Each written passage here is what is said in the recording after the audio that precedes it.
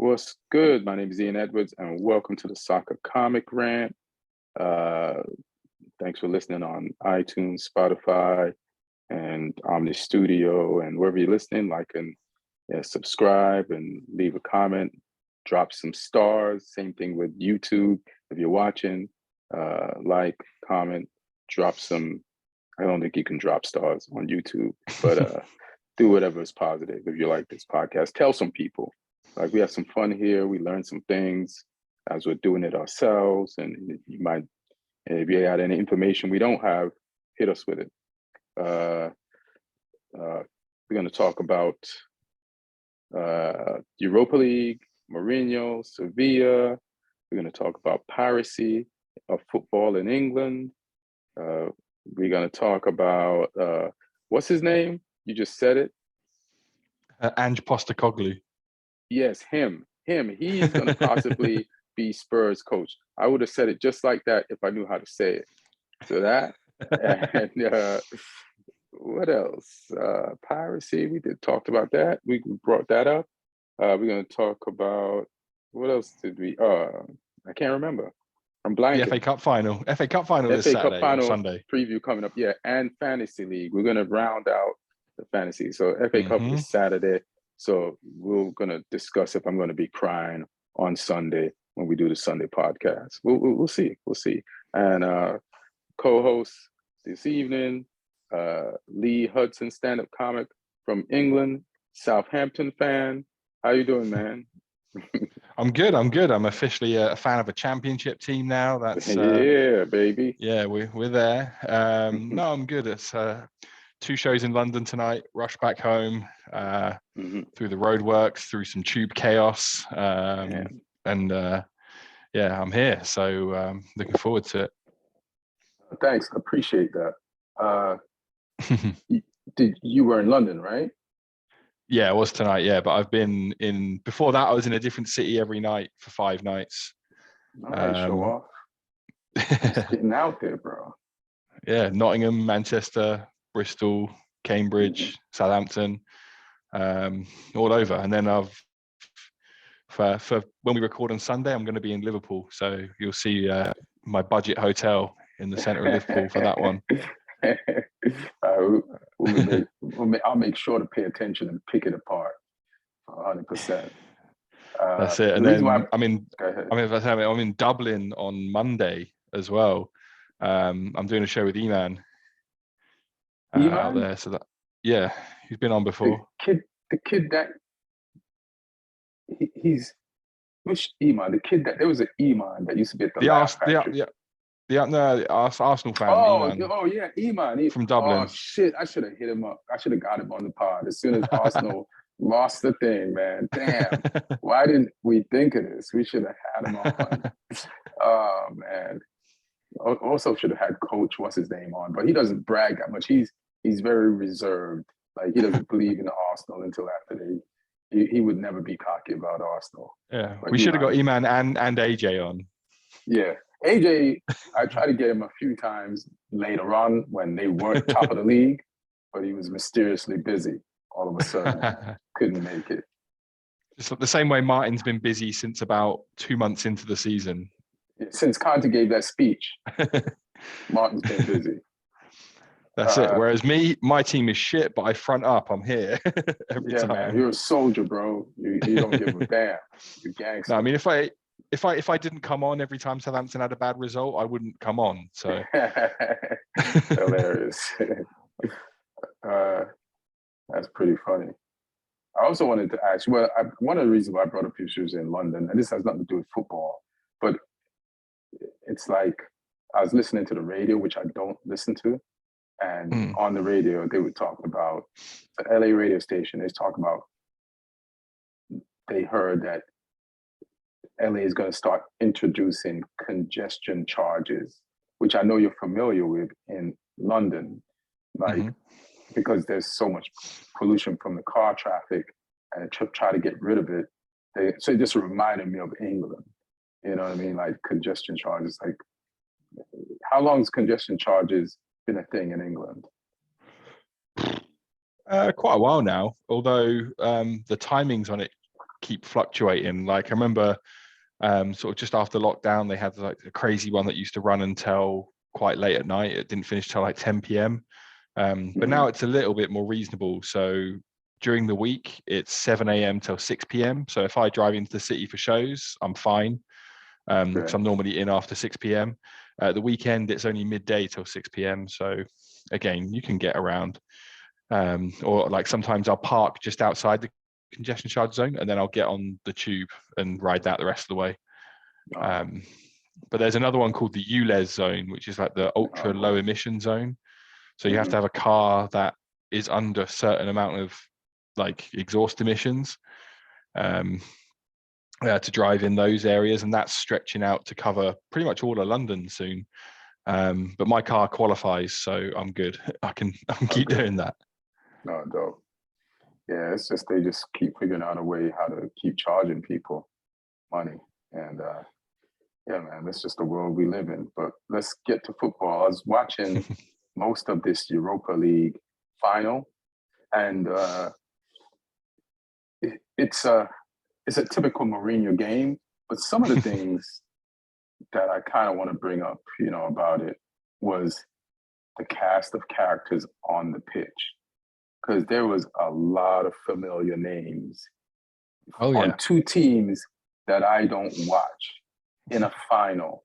And you're like, this feels like a home kind of like Premier League match or something, just based on the names. So I just kind of wanted to like go through some of the names of these people. And, also it's that Spurs thing where if you leave Spurs, you might win some shit. Even if you're on loan, because Ndombele is on loan, right? From Spurs. He won with Napoli. Yep. Right? So let's go to, let me type in, I should have had this prepared, Europa League and the final. I got the teams up if you want me to go through them. Yeah, let's go through these names and the benches, because then more people came off the bench. I was like, I know that guy. Well, not a Premier League link, but Sevilla in goal, they had Bono, who played for Morocco at the World Cup and did a bunch of good shit for them. That sort of got his name quite known. And then left back, they had Alex Telles, ex-Man United. So I'm trying to remember if he's on loan or if he's ex. So that's one of the names that stood out to me. I couldn't remember. I'm not sure. And then at right back, they had Jesus Navas, who played for Man City. Man City, yeah. But he played for Sevilla when they first won the Europa League in 05-06 season. And now he's winning it in the 22-23 season at Sevilla again. And he also played. Sorry, finish what you're saying. Sorry. Yeah, I'd say it's just kind of nuts. He's sort of bookending his career with Europa League wins with his boyhood club. So that's pretty cool. And he also won against us, I guess, because he's been at Sevilla a minute. Like when Ali's team and Pogba and all those guys and Fernandes played. So he's won a bunch of them over there at Sevilla. Yeah, he's been back there a few years. So yeah, I mean Sevilla, since they won that first one, they've won 7, which crazy. Is insane. They're just Europa League specialists. Different manager and everything. Yeah, it's pretty crazy. But yeah, they also had Brian Hill on loan from Tottenham. On loan from Tottenham, yeah. Saw that. And he was playing good, and then I was surprised that they took him off. So I was like, all right. Yeah, but I mean, amongst their subs, they had Eric Lamela, who came on, Lamela, ex-Spurs as well. Lamela. So he's ex-Spurs, because I get him mixed up with Lamela and what's the other guy that played for Liverpool? Lallana? And it's Lallana. So I always get them mixed up. But I was like, this has to be the Spurs one.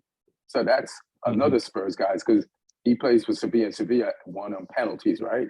So then another ex-Spurs player, left Spurs, Harry Kane, you listening? Just won a European Cup.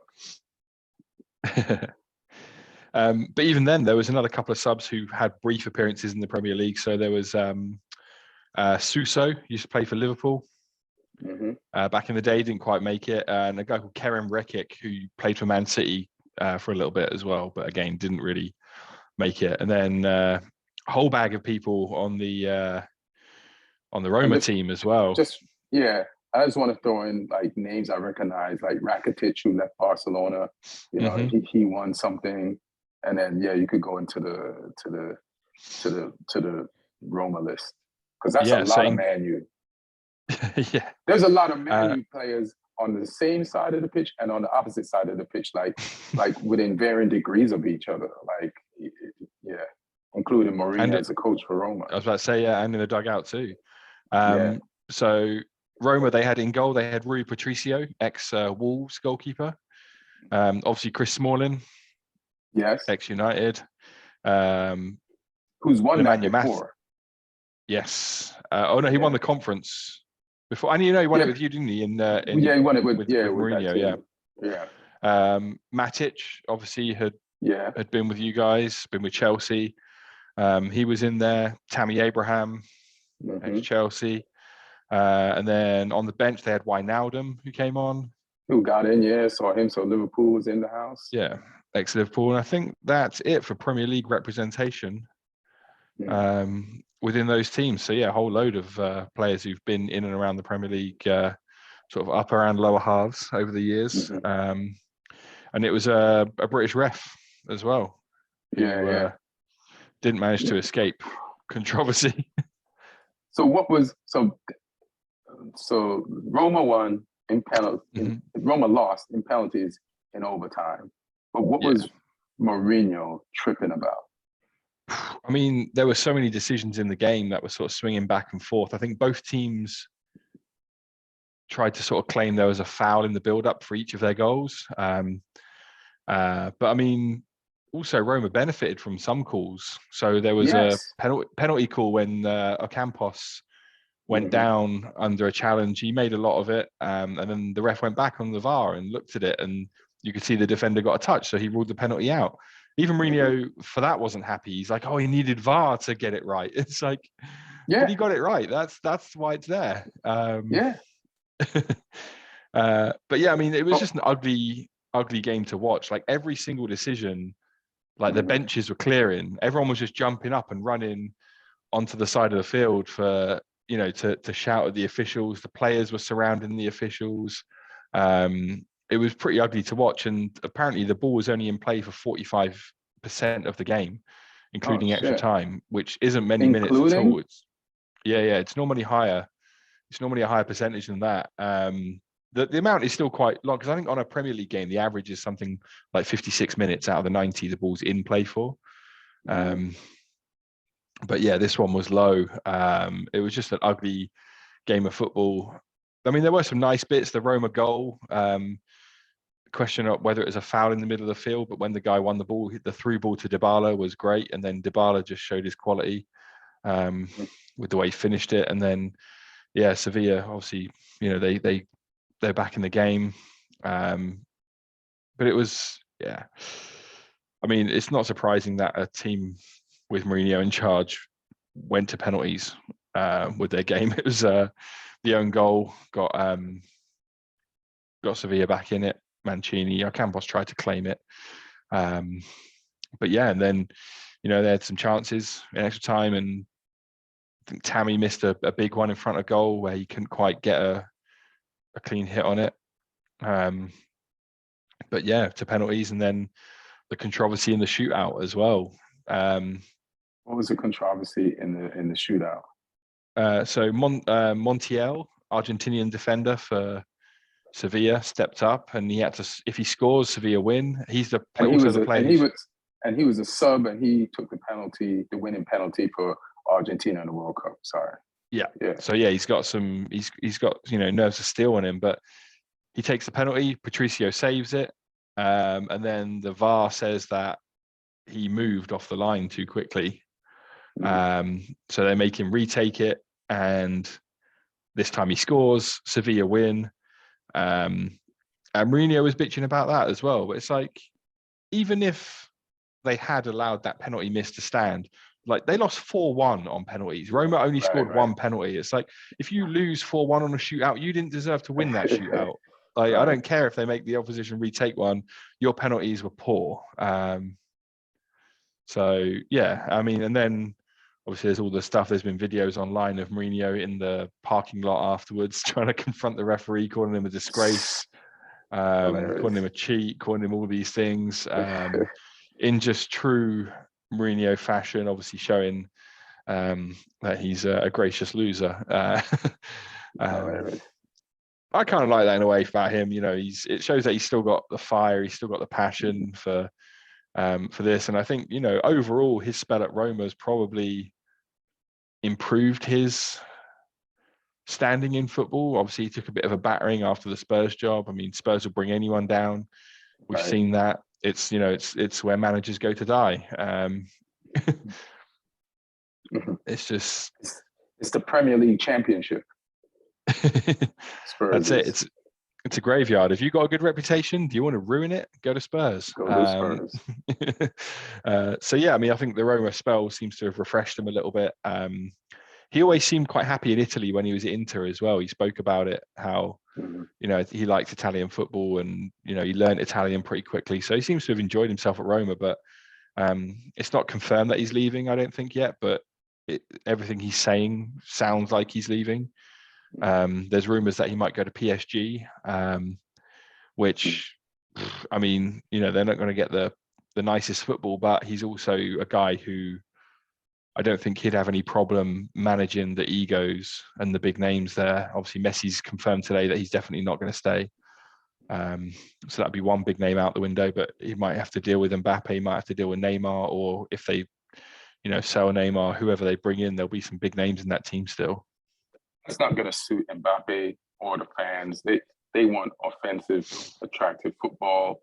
They want like the Hollywood style football, and Mourinho, you know, that's not going to work.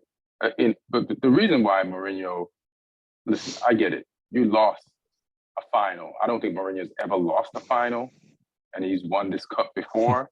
So this was the first time he lost a final to a guy who's only ever won like a promotional second division La Liga, I think, title, and who came in to coach Sevilla with like 10 to 15 games left. Yeah, it wasn't many.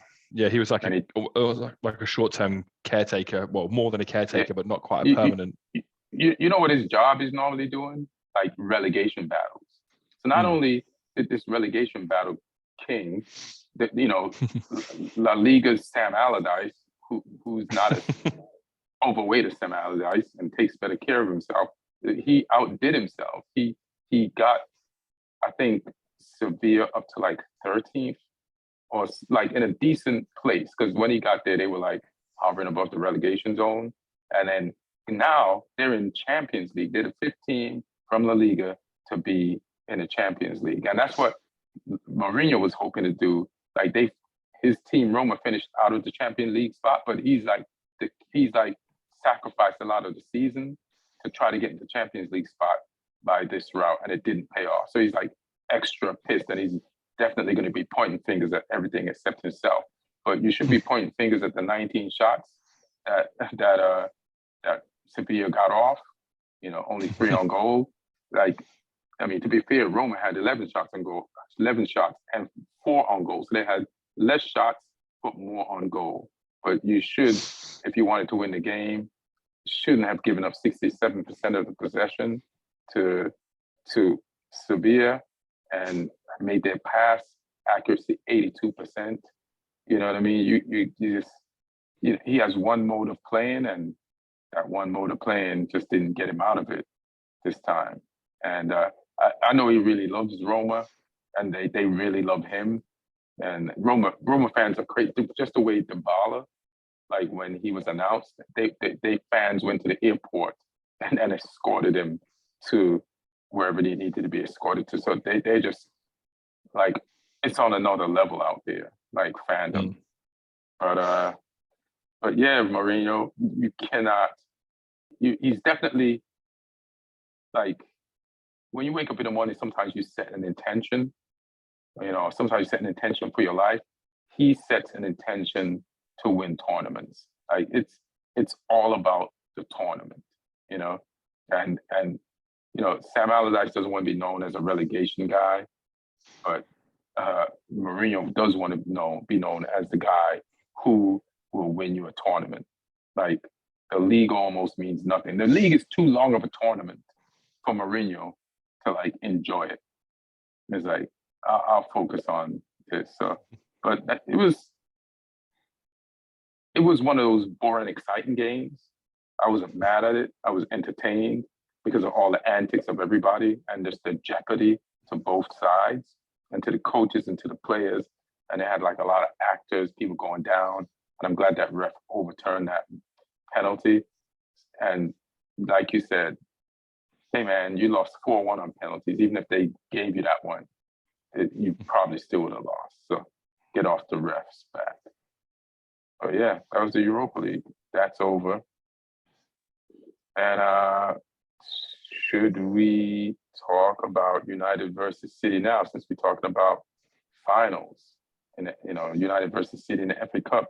How much of a chance do you give Man City of beating us? I mean, if I had to put a number on it, I would say. Be careful.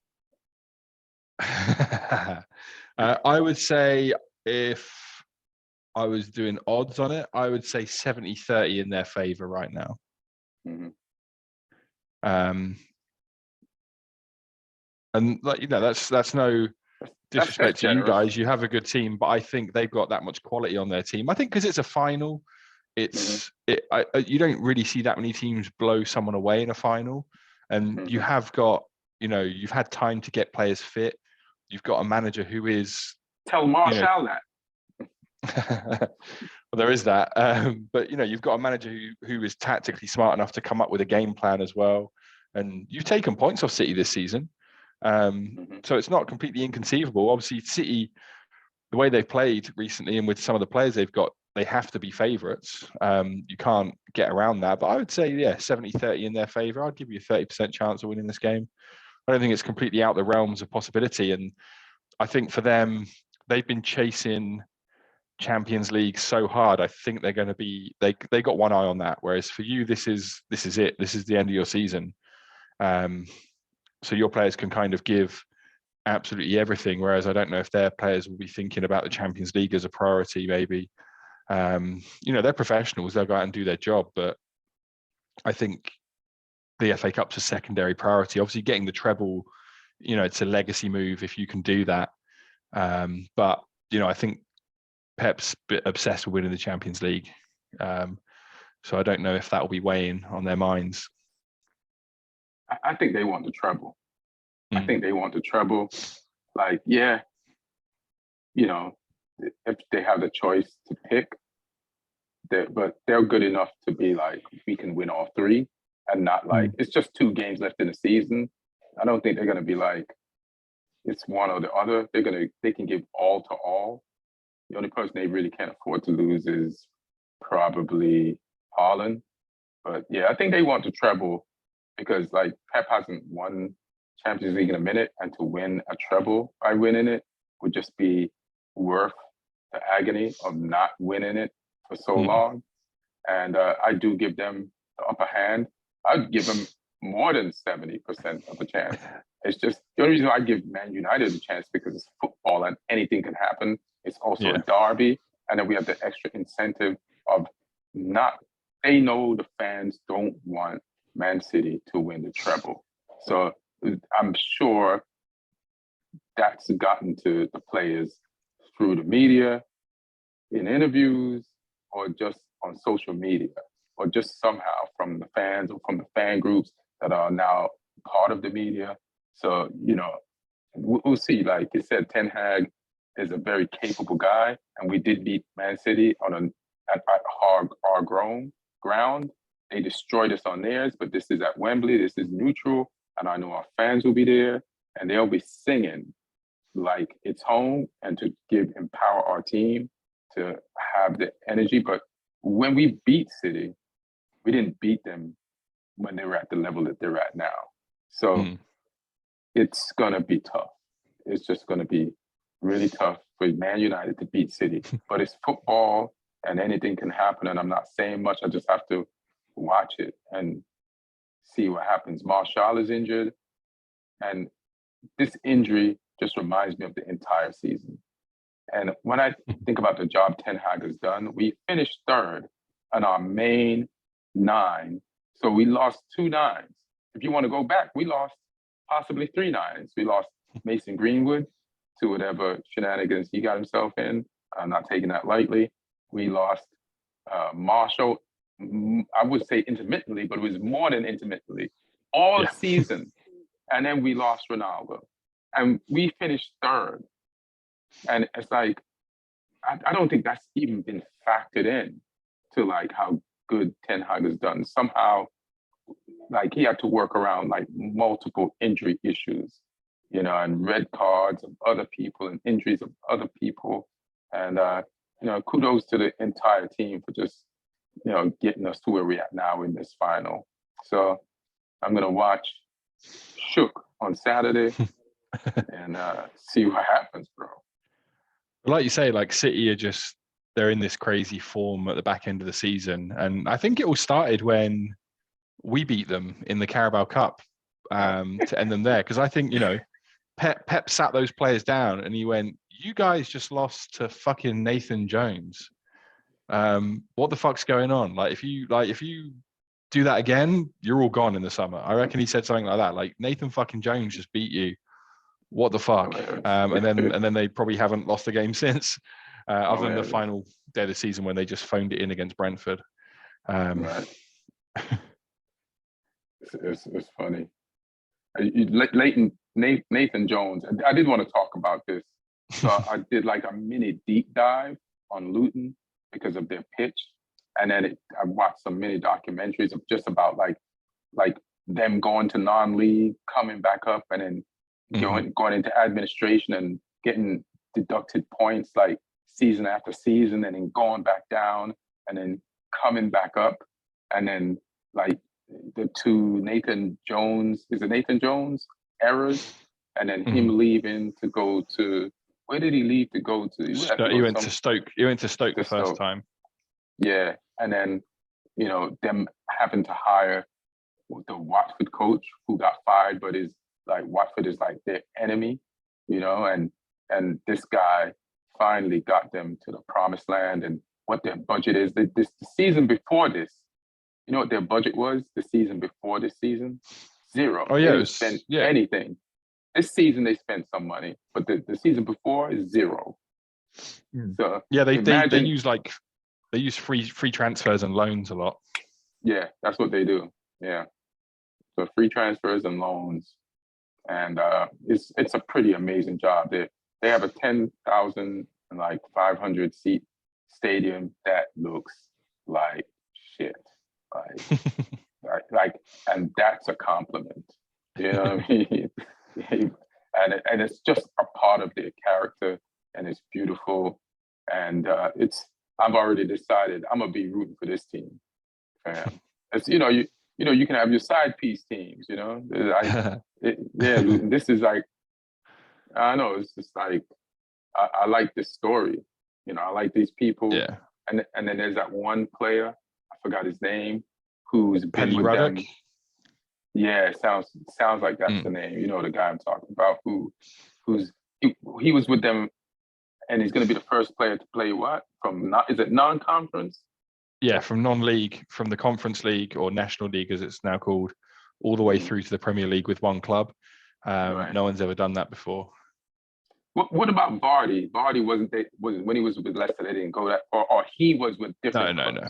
Yeah, Vardy played in all those leagues, but with multiple clubs. Okay. I think he joined Leicester in the Championship.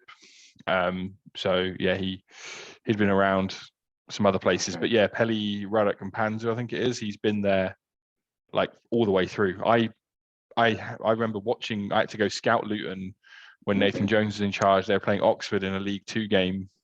This was years ago, and I remember Pelly Ruddock playing in that game as well, and Nathan Jones being in the dugout. And this was a while back. So yeah, they've been all the way through. Yeah, it's a pretty amazing story to show that the football pyramid does and can work if you do it right.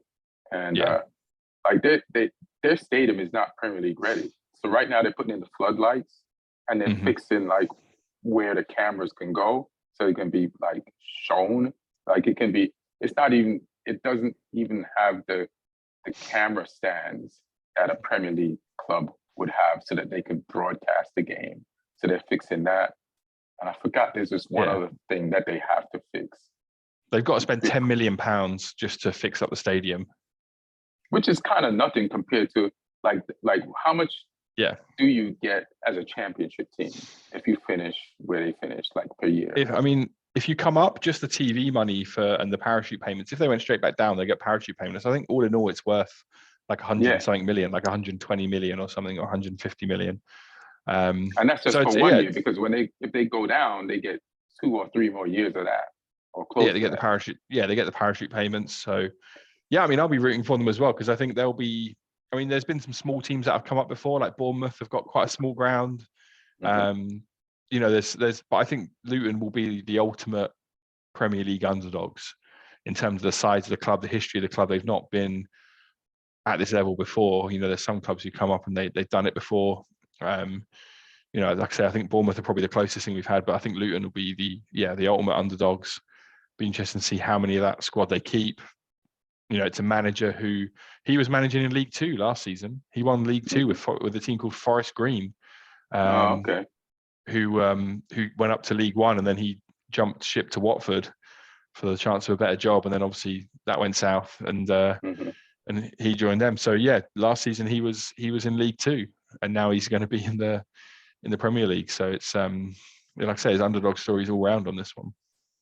Yeah, it's pretty bananas, and I'm sure they'll give Pele a game just to make sure he completes that cycle. Oh yeah. So he's gonna. Even if it's the last game, he's getting the game. Even if they start him and he's injured, whatever.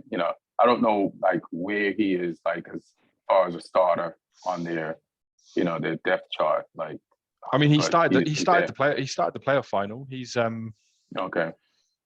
Yeah, he's just having a look. He is he's 29, so he's pretty much in his peak years. So I can imagine he'll be probably starting the season. I don't know.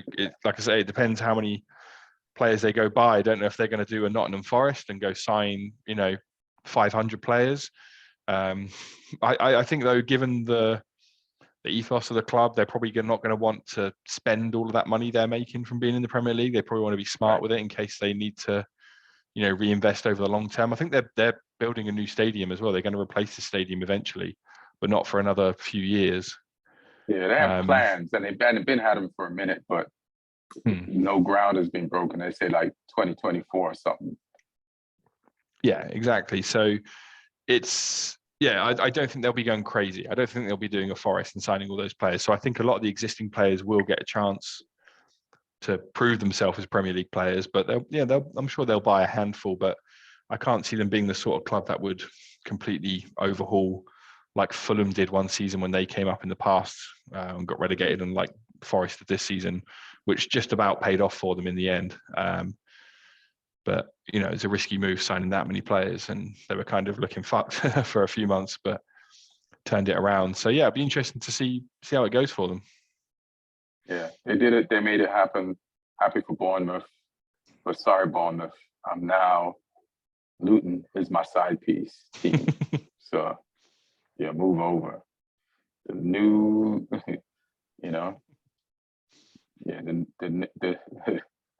new. What do they call it when you go from a thing? What do you turn into a swan from? Signet. Signet. All right. It's an uglier name, but all right. Let's go with Signet. Can't remember what it is. I can't remember anything. So we talked about that. Another thing we was going to talk about, we talked about United. And so let's hit this piracy thing. Explain this story, and I'll just ask you questions as we go on.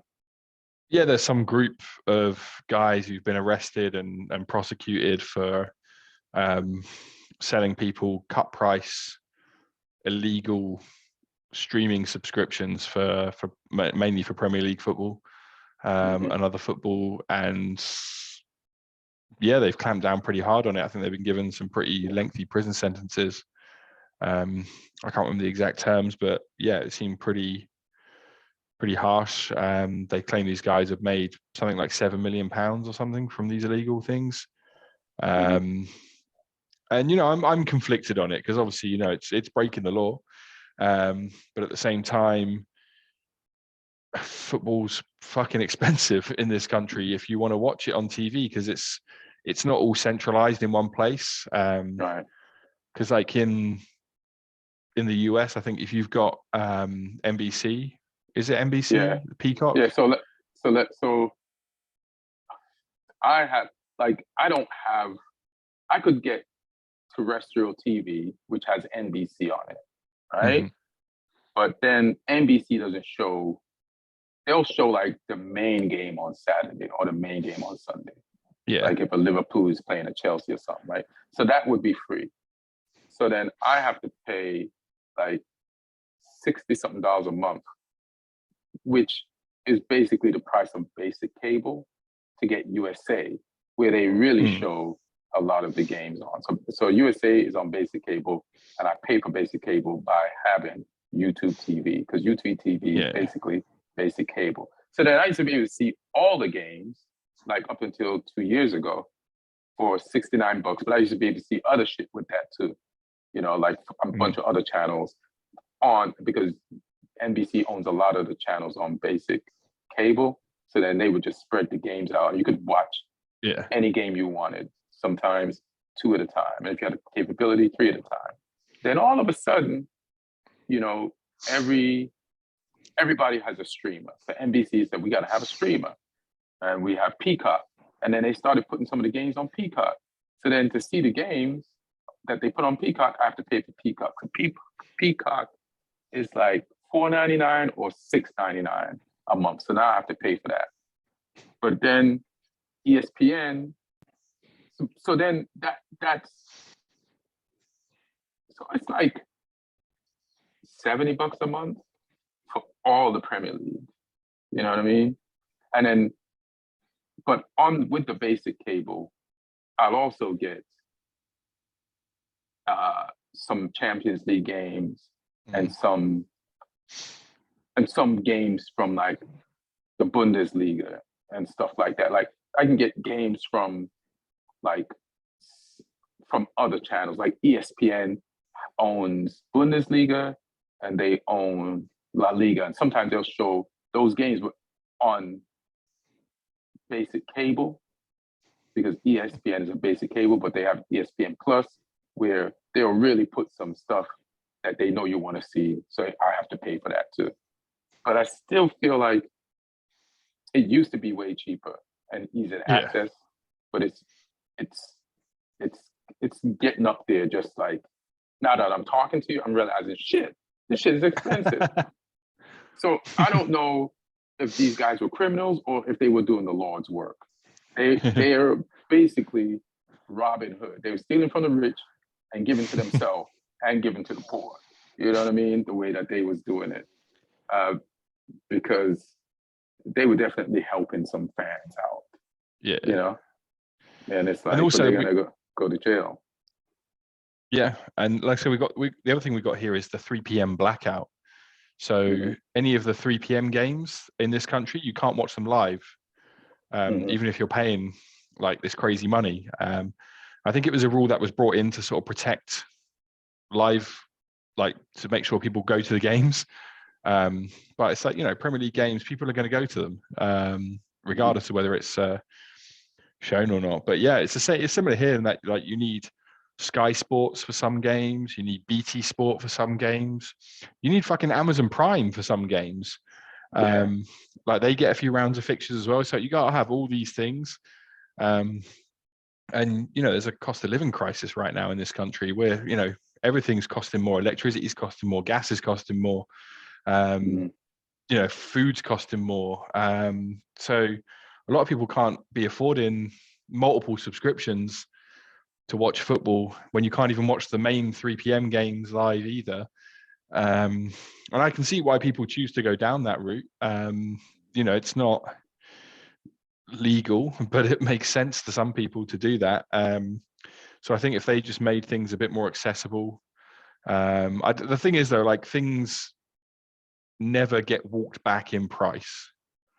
That never seems to be a thing that happens, especially considering that's the reason why clubs are getting these crazy amounts of money every season through TV deals. Clubs don't want to go backwards money-wise, and players don't want to go backwards wages-wise. Right. So that's what I was going to ask you. Before I want to cement, based on what you just told me, that these guys are heroes.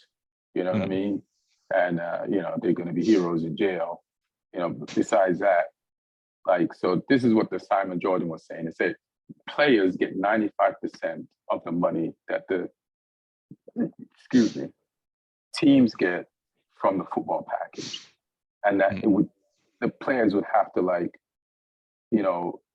ultimately give up some of that pay because the fans are paying the brunt of it. Like, is that number accurate? Was he exaggerating just to win a point with whoever he was arguing with at the point, or is that true? I mean, I don't know if that number's correct, but clubs spend. I think they're prevented from spending too much of their turnover on it, but it's an unhealthy number. Right. And I mean, players are only worth what clubs are willing to pay for them and pay them in terms of their wages. So I don't ever, feel like angry towards players for demanding the most they can get. It's a short career as well. Some of them can get good work afterwards. They might be doing coaching, they might be doing punditry or whatever, but ultimately the peak of their career is a short window from their late teens through till early 30s. It's not a big window, and then they're done. So I don't blame them for getting the best deal they can while they're there, but I just feel like if everyone in football came together and there was some sort of limit put on stuff, I don't know the practical solution to it. And like I say, I don't think there ever will be, because things in that sense, unless something drastic happens, things don't ever go backwards. Things don't ever come down like that. Don't ever come down in price. People, like, wages never come down for things like that. So yeah, it'll be an interesting one to see how it goes and where it goes. But like I say, I mean, I don't have many of the subscriptions. I tend to just go to a pub if there's a game I want to watch. Plus, I'm not always at home because of comedy and whatnot.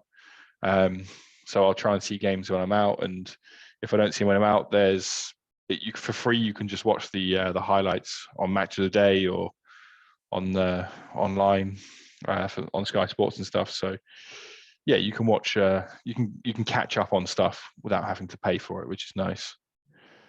And I was just looking at this thing. That's a good way to stop at a pub, and then the pubs thrive and they sell you beer. So then that probably takes the price of watching a game up, even more. But it's the football pyramid, like everybody's trying to eat off it and make a living off it. So because one player that came to mind, it's like Saka from Arsenal. He's getting over 200,000 a week now. Yeah, he signed his new deal. But before that, I was trying, because I knew it was some kind of absurd low amount, but this is still higher when I just found than I thought it was. This is almost 7 times more than his current 30K a week salary, where he was one of the lowest paid players in the Arsenal squad. But yeah, you hang out with the Kardashians, you blowing 30K a week. So he needed to get to 200K a week so he'd have some money left the last day of his playing career. But yeah, it's tough, But there was something we were talking about, how there's so many good players in England because there's so many academy players that never make it to the first team. And it's not because they're not good and they filter down to the other leagues. And so some of these lower leagues that are even like the league that Wrexham just came out of, like they have there's good salaries and good technically gifted players. And if a team does their due diligence, because we're talking like Brighton Hove is an example in the Premier League, and Luton just did it. Like they hey, we're scavengers. So you have to learn how to scavenge and rumble through a junkyard and get components to put in your car and make it start running like faster than it should. So like you have to do that. Like there's players out there, you know, there are players out there that have a chip on their shoulder that feel like they were never given a chance and that can really ball, but somebody was in front of them that prevented them from getting a chance. And if you find 12 of these dudes, you on in any level, in any league, you're good. And if you can just motivate them, you know, you'll be all right. But yeah, it's those guys are going to jail. Some people are getting cheap football, but it's over now, and the league made an example of them. What was the other thing we was going to chit chat about? And Postecoglou. Oh, looking like he's going to get the Spurs job. All right, so talk to me about this guy, right? Because I have a few things to say, not about him, but who they could have got. So Ange Postecoglou he's the Celtic manager currently, and apparently he's the favourite for the Spurs job now. The poison chalice that is the Spurs job. Whether he, Hilarious. whether he wants to take a sip from that and become the latest person to take on the curse, I don't know. It's a big one. He's been pretty successful at Celtic. He's gone in there. He's won the league this season. They haven't really done that much in Europe, I don't think. But his career path's quite interesting. Before Celtic, he was manager of Yokohama Marinos in the J League in Japan. So he was there for 3 seasons, and before that, he was the national team manager for Australia for 4 years. So he's been around there, and then before that, he was just coaching in the Australian league. So he's come a sort of different career path at it. Did he just coach Australia in the December World Cup? Was that him? No, that was a different guy. Okay. Yeah, he was 2013 to 2017. So he was with them in the which World Cup would that have been that he would have coached at? 2014. I don't remember if Australia got there. Yeah, so that's the thing. I was like, I know they were in the last one. They were in the one when France won. Was that the 2014 one? Because I remember. That was the one Germany won. 2018 was the one France won, and they were there for that, but he'd already left. Oh yeah, so he wasn't even in that one.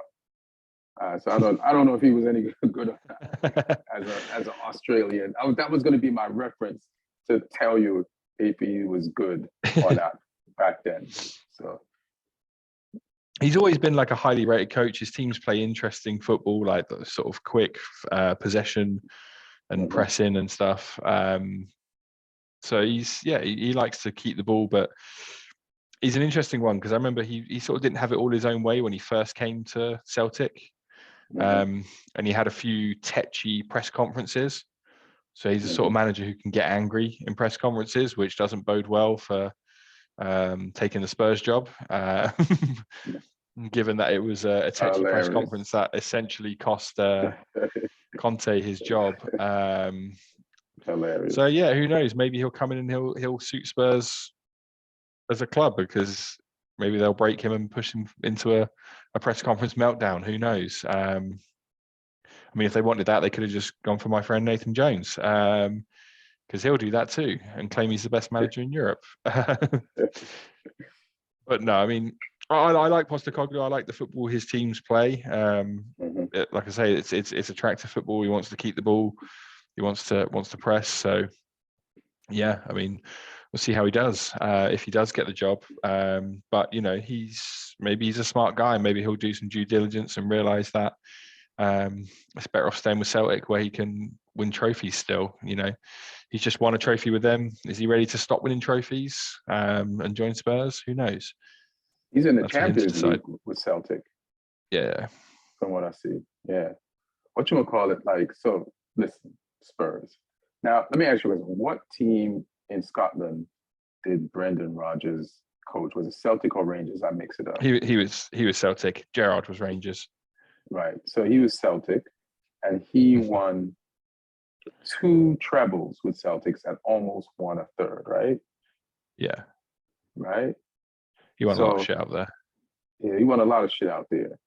So you have this guy who's Premier League proven, came second with Liverpool as a coach in the Premier League, and won the FA Cup with Leicester. Now, you can say, well, Leicester almost went down under him and went down after they fired him, but I don't think that's his fault. I feel like what he was left with is below his standard, and he just couldn't motivate himself to do that. So it's like, why test this Praga glue guy who has the same or less of a resume than Brendan Rodgers, when Brendan Rodgers is like free, sitting right there, Premier League proven, knows the whole league. And if you give him something, he'll do something. Like, why are you going to some guy that, yeah, you can get Brendan Rodgers, bro. He's won more shit than Spurs has in 50 years. And he's right there. This is true. I kind of hope Spurs hire Postecoglou just so I have to see you pronounce his name every week. I think I got it now. Postecoglou. You just said it. There we go. Yeah, you nailed it. Yeah, when you said it, I just saw all the syllables like in a beautiful mind. Oh, it's Postecoglou. I wasn't paying attention. There we go. Yeah, there you go. I got it, fam. Nailed it. Nailed it. Watch, I'm about to say he won't get the job now. So. They're Spurs, but we gotta. Ian can say the name. Let's find somebody who's harder to pronounce. We gotta get. I'm just gonna have a quick look and see if there's anyone else in the running according to the bookies here. All right. Because obviously there's a whole bag of people that turned it down or didn't really fancy it, like Nagelsmann and Slot as well. I don't know if maybe some of the other ones that were linked were like Ruben Amorim from Sporting Lisbon, but yeah, Postecoglou is the overwhelming favourite. The next 2 people after that are Brendan Rodgers and Luis Enrique, although apparently Enrique wasn't really fancying it. Yeah, and then other people were way out, so they've still got Slot on there as 4th favourite, and he's already signed a new contract and committed his future to Feyenoord. So yeah, I'm not sure how on it they are with that. So it sounds like Postecoglou is pretty much there. So we'll see. It's an interesting one. Steven Gerrard's being linked with Leeds. He needs to do a project and work his way back into coaching, because I think he's better than Gerrard, because like we're talking about them hiring somebody from the Scottish League that won some shit. At least Gerrard won some shit. Like it's hard to remember that he did, but he did win some shit. And if you think the Scottish, a coach that won in the Scottish League is good enough to do Spurs, then he just, but Gerrard has more football to learn, and maybe he can learn it in the Championship. He's definitely, like Lopetegui has proven that Gerrard is not on the level that he needs to be. So yeah, go there, learn some shit. Like, I like Steven Gerrard. Speaking of like Steven Gerrard, this is a bad segue. Mace, what do you think of Mason Mount to United? I think it'd be a good move if you can get him at the right price. Some of the numbers that are being talked about, 80 million euros, 60 million pounds. It's like, for a player in the last year of his contract, like, nah. You can, I think there's better players you can get for probably half that. Well, not better players, but equivalent level players for half that money. Because I like Mason Mount. I think he's a really good player. He presses well. He's intelligent. He's good on the ball. I think he would suit Ten Hag's style of football. But it's like, you guys can already start a game with Eriksen, Casemiro, and Bruno Fernandes in there. So you don't necessarily, I think you could do with another quality centre midfielder, someone who has a bit more quality than McTominay or Fred. But at the same time, I don't think if you're going to spend that sort of money, I think you should be spending that on a centre back or a centre forward. Someone to play with Varane or someone to play as your 9, rather than on a centre midfielder when you already have some pretty good centre midfielders. So, I don't know where the budget's at with you guys, but I wouldn't be blowing 60 million pounds on Mason Mount necessarily. So it's an interesting one because it sounds like it's like, there's a decent chance of it happening. But I would be interested to know exactly how much it costs, because if your budget isn't huge because of financial fair play and stuff, then you'd be, I think, a bit silly to blow a lot of it there when, Maguire is going to be moving on. So you're going to need someone else that can come in and cover with Lindelof as well, alongside Varane. Obviously, Luke Shaw can play there. Martinez is a little bit injury prone, but should be back. So I think you can probably do one more centre back if Maguire goes. And you can definitely do with a centre mid forward when Martial is only fit for 5 games a season or whatever he does. Yeah. 2 of the main positions we need, or 3 positions we need this summer, is a midfielder. So I can see why they went for Mason Mount, but I would like to get a better one than Mason Mount. Like, I know he had a great season the season before this, something like 10 goals or 11 goals and 13 assists. I know he made the pass that Havertz scored for the Champions League final, right? So, and sometimes he's very intelligent, and sometimes he's just like very blah. And I know, like, I always felt there was a battle between him and Pulisic, and he won that battle because Lampard came from the academy, but he's Chelsea through and through, and this kid was with him at Derby and gave him the chance to play, to be better, to get on the pitch ahead of Pulisic, and it's like sometimes life just comes down to that. But then he did get better from the playing time. So I'm wondering how much better he could get if he's coached by Ten Hag, even if we do pay a lot for him, because we might end up paying a lot for him. So now that's the other phase I'd have to get to mentally, to accept how much we pay for him. Like, he's going to be with Ten Hag. He's going to get a decent amount of playing time. Eriksen is old. They could switch off so that he can develop, watch Eriksen, and also give Eriksen long breaks, and so that Eriksen doesn't get like worn down because he's not young and he had that heart issue, even though it feels like the heart issue is in the background now. But you definitely need this guy, but you also just need a robust dude too, to just take over for Casemiro. Casemiro can't play all these games. So we still need like two midfielders, 2 different types.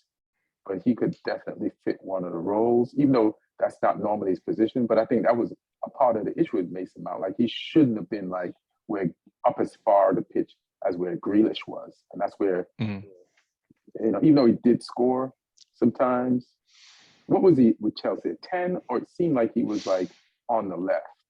He was playing a lot as a 10, but they played a weird system a lot of the time under Tuchel and also under Potter, where they had sort of 2 10s behind a centre forward and wing backs rather than playing with wingers, and the sort of the more common 3-man midfield. Whereas Ten Hag's he's a 4-3-3 guy. And I think Mount's best position personally, I think, is as an 8. So he would slot in there for you guys if you decided to go for him. Yeah, because he's good defensively, and then once in a while, if you need a genius pass, he'll make the right amount of genius passes an 8 should make, instead of like, hey man, we need more genius. Like, like there's a limited amount of genius, in an 8, but their thing is like covering the part of the pitch that they're supposed to cover, and he could do that. So yeah, because he hustles. That's why he played over Grealish in the World Cup.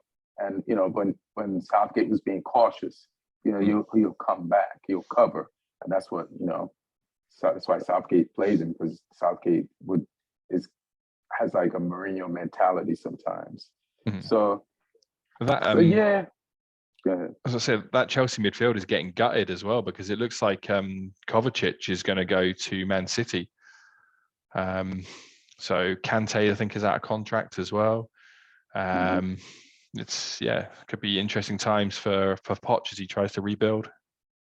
Yeah, I mean they sent João Felix back in the mail to Atletico, so he's gone. Returned to sender, and yeah. So I just hope we don't pay a lot for him, But if we end up, I hope he's worth it. But I don't want to pay a lot for him. Like I said, our budget is tight. We don't have these new owners yet.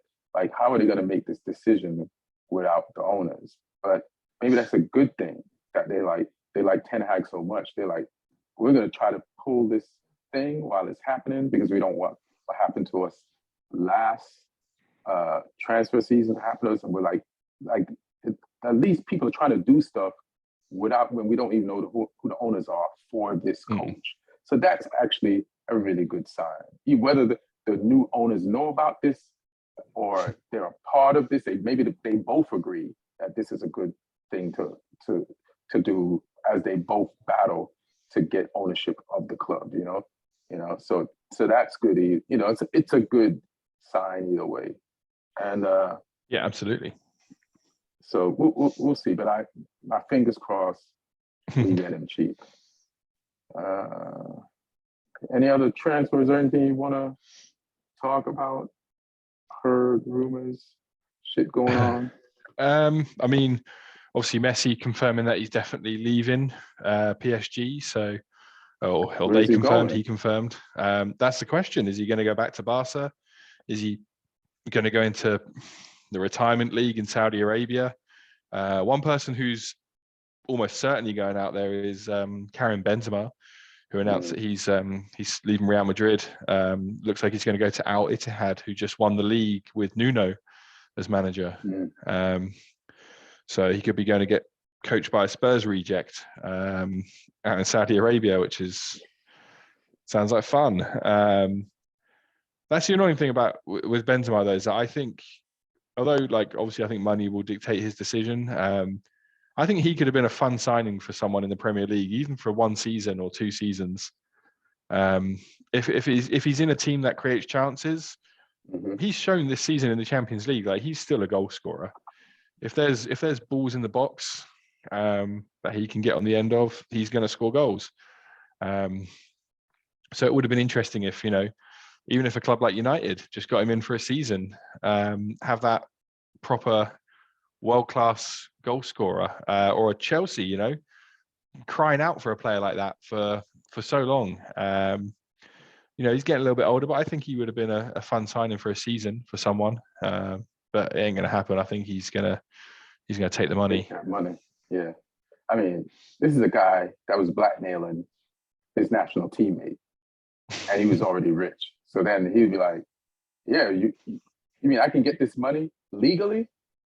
I don't have to pay taxes on it? Yeah, I'm like, there's nothing that Man United could offer him or Chelsea could offer him, and the amount of money that he could get from Saudi Arabia. So he's going to go there. Now, that team that Nuno coaches, so where did the team that Ronaldo is on, where did they finish in that league? Let me have a that Ronaldo's look. on. Saudi Pro League. So yeah, Ronaldo's team finished 2nd. Okay. I think they were top of the league when he joined. So, Sure. signing Ronaldo might have fucked him up. Hilarious. He didn't even play in their most recent game. But yeah, Al Nassr is his team. They came 2nd by 5 points. Yeah. But yeah, Al Ittihad, who Nuno coaches. I'm just seeing who they have on their team, who we might know from playing in Europe. Looks like they got a couple of Brazilians, but not big name ones. Looks like they've done it without that many big names. They had Ahmed Hegazi, though. He used to play centre back for West Brom in the Premier League. big Egyptian dude. I remember him. Yeah, he used to score the occasional header. Mhm. But yeah, they got Bruno Henrique, Helder Costa. So yeah, they got a few South Americans in there, Romarino. But no like huge names like Al Nasser had with Ronaldo, and yeah, fair play to them. They got the win. But yeah, it's looking That's very pretty smart likely. though. What they did, like you said, they got like a lot of South American players, and Mm. it's like Saudi Arabia is like the desert version of South America. You're bringing players from Heat to play in Heat. Like they're not like the biggest player in the world name wise, but you're like, all right, these people are used to playing in close to these temperatures, so and being around it, so you have a better chance if you load yourself with South Americans in the Saudi league. The people be the acclimation is a big thing. Yeah. Talking of leagues, do you want to chat fantasy league? Oh yeah, that's the one I knew I was gonna forget it. I'm glad. So yeah, tell me how close I finished to the top. I know I almost won it, but let me know what the deal is, man. You guys were shaking in your boots the entire time. I was pulling levers, making switches, doing everything. So how? Yeah, you finished bottom. Shit. By over 200 points. Holy from the team shit. from the team above you. Oh Jesus Christ! So yeah, I think we need to give you a crash course next year in how to make the transfers and keep on top of that shit. Man. So yeah, I'm the first last. Yeah, you finished 34th out of 34, 201 points behind Tyler Massey. You're welcome, Tyler Massey. He finished second bottom. Neil finished 28th out of 34. How? He didn't do anything. I mean, he did more than you did. He had Haaland for a lot of the season, whereas you never did. Yeah. So you failed to pick the best player of the season in terms of points. So they never gave it to me. and I couldn't. Every time I tried to get him, the thing wouldn't work. But out of all the podcast co-hosts, I finished second. I finished 9th overall, which I'm happy and disappointed with. I think I could have done a little bit better. At one point, it looked like I got above Martin at one point, which that was all I really wanted, was to finish above Martin. But Martin just about scraped it over the line. He finished 6th overall. I gained on him on the last day, but not enough. So Martin finished 6th. Credit to Martin. You bottled it. You bottled it. You were our Arsenal. We were counting on you to beat Martin, and you bottled it, bro. I was chasing him. I did catch up with him, but at the end, yeah, fucked it. Arteta, answer is not good enough. We were dependent on you to beat Martin, and we didn't do it. But the top three. So third place was Danny Konyaski with his team Deeks. They finished third with 2,454. Jose Stable with Milwaukee Beers. They finished second with 2,474. And top was Joachim Henriksen with Boca FC, finished on 2,524. Yeah, he had been top for a little while as well. He'd been killing it. So yeah, he's a deserved winner, I think. And yeah, I mean, pretty strong. See if he can defend his crown next season. It's been fun though. I'm gonna have a new phone, and it's on, baby. What's his name again? Let me congratulate him. Joachim Henriksen. Joachim Henriksen. Congratulations. Swedish sounding name, I think. Yeah, enjoy your win for now. But the bottom is coming. So I'm relegated. You're the Southampton of fantasy football. Oh shit. But it's been pretty cool. Obviously, thanks to everyone who played. We had quite a few teams in there. It's good to see different teams competing. And just my one challenge for next season is finish above Martin. So hopefully he didn't quite Spurs it up. I mean, he did Spurs it in a way in that he didn't win anything. Right. But he didn't even get a Europa League spot. He didn't even get a Champions League spot. He barely finished he almost finished in the camp. He almost finished in the Conference League of the Fantasy League. You know. But yeah, can't let him be beating me next season. So yeah, keep an eye out for that. We'll obviously once the new one is up and running in a few months, we'll keep everyone notified. But yeah, thanks everyone for playing. It was fun. Yeah, thanks everyone for playing, and it was not fun for me. I knew it wouldn't be, but I was like, let me participate, and this is what happens when you participate forcefully. You finished 200 points below the. So how many points did I have overall? Overall, you had 1,493. And then the top person had 2,000. 524. I finished 1,000. So like 1,000 points. You were like 1,100, yeah. So I'm only 1,100 points out of first. Yeah. Only. All right, I could make that up.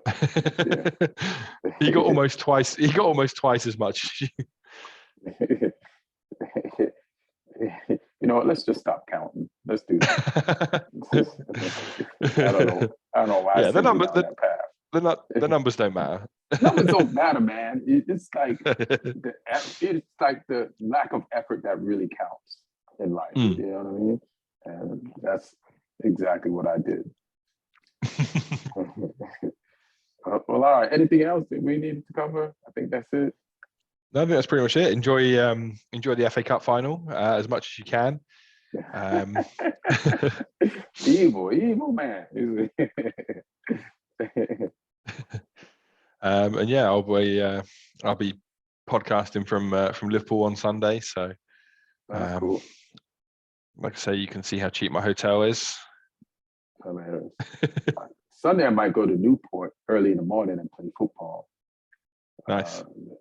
So as such, I'll be back on time because they play like the person that hit me up about it. They play at 8:40 a.m. or something like that. But Newport is like an hour and change away. But it's in Orange County. It's by the beach, so it'd be cool to just go out there and run a game. Yeah. And then play the time to come back. It's not like I'm going to miss any games. And Borussia Dortmund, I just want to say, how could you blow it? How could you? You had the Bundesliga, bro. All you had to do was win. That is such a disappointment. I'm speechless. Jude, you could have had a Bundesliga title, fam. Like, it's not just a title, it's an upset, it's a surprise. It would have been as good as 5 Bayern Munich Bundesliga titles. That's how they would have looked at that forever. How I know you almost feel shitty right now, but I'm not even. I'm actually a Bayern fan, and I'm like, how could you blow this? Like, I hate the monotony of Bayern always winning. That would have been great for somebody else, you know. And you tied on a day when you needed. You just can't do that. Unbelievable. Speaking of people potentially winning new titles, I've got game 1 of the NBA Finals on right now. Oh yeah, Miami. But the Nuggets have never won. Nuggets have never won, so they're up by 12 points right now. So they're the favorites, right? Yeah, Jokic is pretty insane, but it'd be interesting to see how this pans out. It's only game 1 though. Imagine that if there was like 5 like Champions League finals or something, or 6 Champions League finals to decide the winner. Let's just get together and play every couple of days. Only in America. I am rooting for Jimmy Butler, you know, just because I know time is ticking on his hourglass. And, you know, I think Djokovic could get back there. How old is Djokovic? Jokic is my bad. I think late 20s, maybe. Let's have a look. Nikola Jokic, 28. Yeah. Yeah, he could get back. Jimmy's he's he's early 30s. Probably got a little bit more time. Yeah, I like Jimmy. He's he turns up in the playoffs as well. He always comes up with some points. Yeah, you don't want to waste that upset. You know what I mean? You're here. Yeah, might as well just do it. You know what I mean? So I'm Jimmy Butler fan right now. So let's do it, baby. Let's get this 4 W's, you know, with this title. All right. Well, have fun watching the game. Thanks for coming on. And thank you all for listening. Thank you all for watching. Like and subscribe, leave your comments. Go to Ian Edwards Comic on Instagram. Hit the link tree and you'll see my show dates. And anything you want to plug before we bounce? If anyone's up in the northwest, like I said, I'm Liverpool Sunday night, Dublin. I'm crossing over the water. I'm taking a short flight out to Ireland to go to Dublin on the Monday night, but then I'm back in Liverpool on the Tuesday night for another show, and then Manchester on the Wednesday night, and then back in London after that. So yeah, if you check on my socials, I'll be posting where those shows are, the venue names and ticket links and all of that stuff. All right, dope. Thank you. Thank you, everyone. Take care of yourselves. Be good. We love you. 1.